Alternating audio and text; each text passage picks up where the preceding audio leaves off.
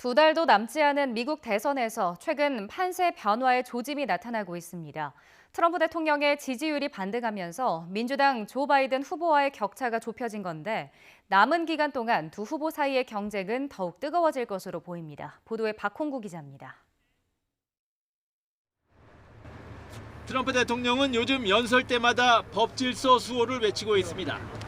일부 지역의 인종차별 반대 시위에서 드러난 폭력성을 부각하며 자신이 미국을 지켜낼 적임자라고 강조하고 있는 것입니다.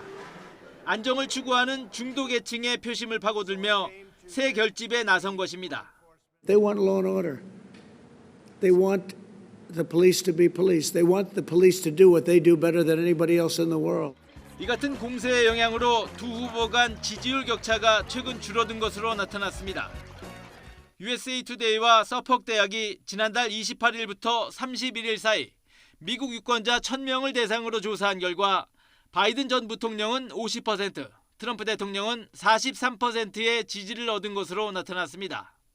지난 6월 같은 조사에서 두 후보의 지지율 차이는 12%포인트였으나 2달 사이에 거의 절반 가까이 좁혀진 겁니다. 지난달 29일부터 31일 사이 정치 전문 매체 더힐과 해리스X의 조사에서는 두 후보 간 격차가 6%포인트였는데 이는 나흘 전 조사 때 9%포인트보다 30% 이상 줄어든 것입니다. 트럼프 대통령이 이른바 경합주에서 바이든 후보를 맹추격하고 있다는 분석도 나왔습니다. 격차가 한 달 사이에 미시간주는 8.4%포인트에서 2.6%포인트로 줄었고 펜실베니아는 7.4%에서 5.8%, 위스콘신은 6.4%에서 3.5%포인트로 좁혀진 겁니다. 이 같은 판세 변화에 바이든 후보가 경합주를 겨냥해 전략을 조정했다고 워싱턴 포스트가 보도했습니다.